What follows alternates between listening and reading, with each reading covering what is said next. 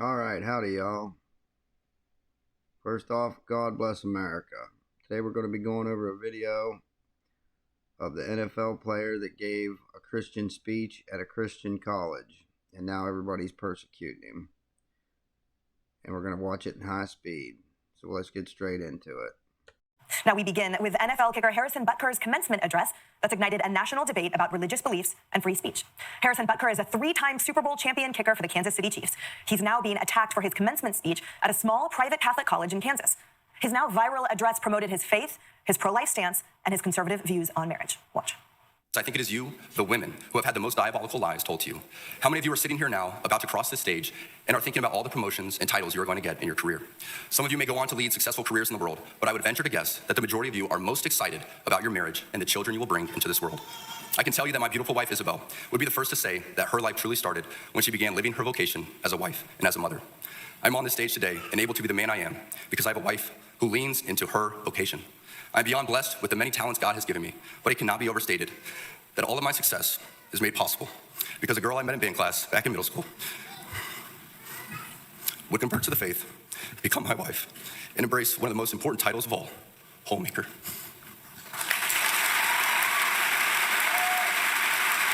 Bad policies and poor leadership have negatively impacted major life issues. Things like abortion, IVF, surrogacy, euthanasia, as well as a growing support for degenerate cultural values in media, all stem from the pervasiveness of disorder. Our own nation is led by a man who publicly and proudly proclaims his Catholic faith, but at the same time is delusional enough to make the sign of the cross during a pro-abortion rally. I'm certain the reporters at the AP could not have imagined that their attempt to rebuke and embarrass places and people like those here at Benedictine wouldn't be met with anger, but instead met with excitement and pride. Not the deadly sin sort of pride that has an entire month dedicated to it, but the true God-centered pride that is cooperating with the Holy Ghost to glorify Him. To the gentleman here today, part of what plagues our society is this lie that has been told to you that men are not necessary in the home or in our communities. Be unapologetic in your masculinity, fighting against the cultural emasculation of men. Do hard things. Never settle for what... Well, that's the government doesn't want masculine men because they're trying to push communism. And masculine men aren't going to... We fend for ourselves. We take care of our own. So that's why they're trying to put down masculine men. That's why they want all these fairies running around, boys acting like girls. They're easy to manipulate and take control of. They want everybody on welfare. That way they can just they can tell you what to do. And as soon as you don't listen, they'll threaten to cut your money off. And then you don't have a backbone, so you'll just do whatever they say to keep getting that free money.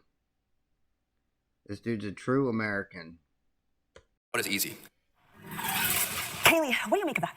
You know, a lot has been made of his comments about women, which I found to be absolutely spot on. I'm a working mom. I've had a job at the height of politics. I have a job now at the height of television. That's not my best job in life. My best job in life is being a mother, is the things I do at home. Beautiful words about his wife.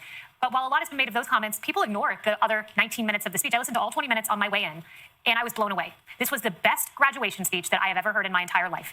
He talks a lot about Christianity. He says the world wants you to hide this away. The world wants Christians to be harmless. But he said, we are in mission territory in a post-God world. Stop and think about that. So many of the problems that we talk about here on the couch, the crime out on the streets, the kids that, abortion till birth, which we talk about in some states, these stem from a culture that doesn't respect life, that doesn't respect faith. We live in a post-God world, and what he said is truth.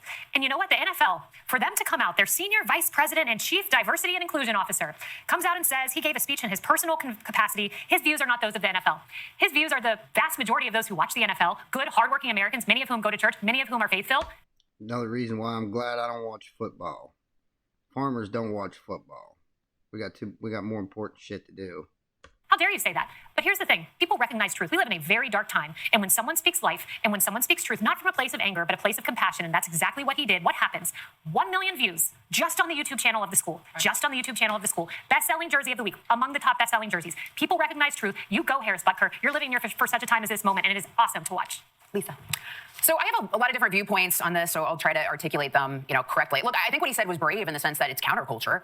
I mean, you look at the left, they think they're brave when they say things, they criticize Trump, they cheer on abortion to a clapping room of people who agree with them. What he said was brave because it's counterculture. I think that it's being overblown in all different directions in the sense of I didn't hear, I read through the transcript and I didn't take it as he's saying a woman's only place is in the kitchen or is at home. That's not what he said. I read it as more of him praising his wife and recognizing her hard work as a mother and a wife. And I think he's going to be just fine because you're the Kansas City Chiefs, the owner's wife, putting out a statement saying that affirming motherhood and praising your wife is not bigoted. So I think he's going to be okay with his role on the team, though. I will say that, the Bible does lay out how God uses people in all different walks of life, right? He uses sinners, he uses saints, he uses women without children, he uses women with children. I mean, Sarah gave birth at 90, which is probably pushing it, like even in today's society. So, I think people are sort of projecting their own belief system and their own views on marriage and kids onto him when he was tasked with giving a commencement speech and imparting his own wisdom onto students. And I think there was a lot of wisdom in the things that he said. Does that make sense? It makes a lot of sense. Yes, now it does. Okay, all right. We're just all listening intently. I know, I was trying to lay it out, but I had a bunch of different thoughts, and some of them were slightly conflicting. I like that. Okay, all right. We're okay. I think if you're offended by this and you weren't sitting in that audience, he wasn't talking to you to begin with. He didn't say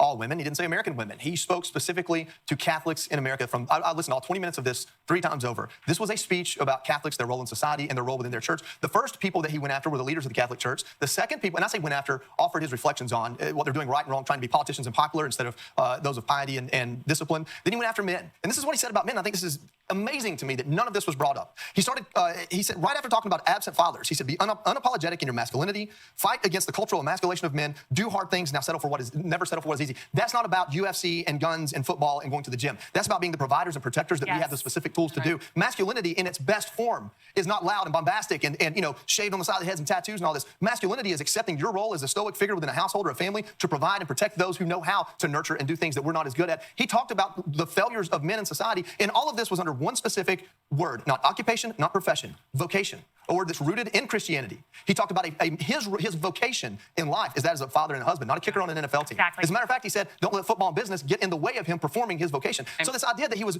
misogynistic or attacking women or going after women, I never heard him say that there aren't options, that there aren't multiple options for the women in this country. What I heard him say is that if you are Catholic, and you should be wanting to get married and have kids, and he believes that, the Catholic Church believes that. I don't know that, I'm not Catholic, so I can hear arguments against it. But in this country, heck, the man and the woman have to work because we can't afford to live off. You can afford to have a homemaker. So I mean, I'm sure he understands that. I don't see anyone arguing against that or him arguing against it. I think that 3 minutes of a 20-minute speech became very effective in a tit-for-tat political argument, and that's really unfortunate.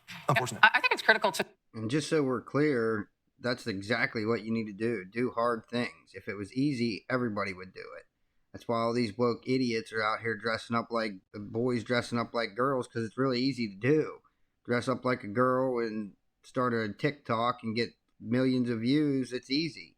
Well, maybe not millions of views, but it's just, you want to take the hard road, the road less traveled. That's how you get to be a great man, is taking the road less traveled, doing hard things that other people can't do. And it might seem hard at first, but the more you do it, the easier it becomes. And I know from experience. Let's see what else we got. To talk about who this offended. The NFL is not being genuine. They're ingenuous. In fact, they're lying when they say it doesn't meet their standards or, that it violates whatever they said. Damar Hamlin nearly died on the field. Well, he was dead for a few seconds. They brought him back to life, was what the reports have been. Everybody was kneeling and praying. In fact, ESPN anchors are saying, oh my gosh, and everybody across the country. That's a really good point, Harris. That is a really good point. And that applies to everybody. Like, people live their whole life in sin, and then they get some really bad news, God forbid cancer or something. They immediately want to start praying for God, please help me. It doesn't work like that. Like, if you live your whole life just sin and not care, and then all of a sudden you actually need help, you're in a life or death situation, you want to pray at that point, it's too late. It doesn't count. And there were videos of news anchors and people all over praying for Damar Hamlin. I didn't see the NFL put out a statement then about how it doesn't fit whatever their policies are. Religion, it went too far. I didn't see it then. They're being disingenuous. Maybe they're just jealous because they didn't come up with it. But look, the city of Kansas City is going to struggle now because the city, according to the mayor, and now the AG is looking into whether or not the city doxed, put out personal information to find the home of Harrison Butler. Kansas City Mayor Quentin Lucas has responded on X to a message that was deleted on the city's Twitter account. He says, a message appeared earlier this evening from a city public account. The message was clearly inappropriate for a public account. The city has correctly apologized for the error. We'll review account access and blah, blah, blah. So they doxed his address and literally put out on the internet where this guy lives. So a bunch of these left-wing idiots and non-Christians can go threaten and persecute him. That's retarded. They need sued. And by the way, what it said had a typo in it. It says, I apologies. Somebody didn't even care enough to put the word down right, I apologize. And so we apologize for our previous tweet. It was shared in error. No, was it? You typed out what you thought you could do and told where Harrison Butler lived. Yeah. That is not an accident. I was so shocked by that. I'm glad that Attorney General Bailey in Kansas is going to look into this. But the NFL needs to clean up too. You believe something in faith. Everybody was praying for Damar Hamlin and you were silent. How is this different? Harrison Butker, by the way, is pivotal to those 3 Super Bowls. Those seasons were some of the best in Kansas City history, leading up to and including. God bless him, and he is bravely so. Yes. Hey everyone, I'm Emily Compon.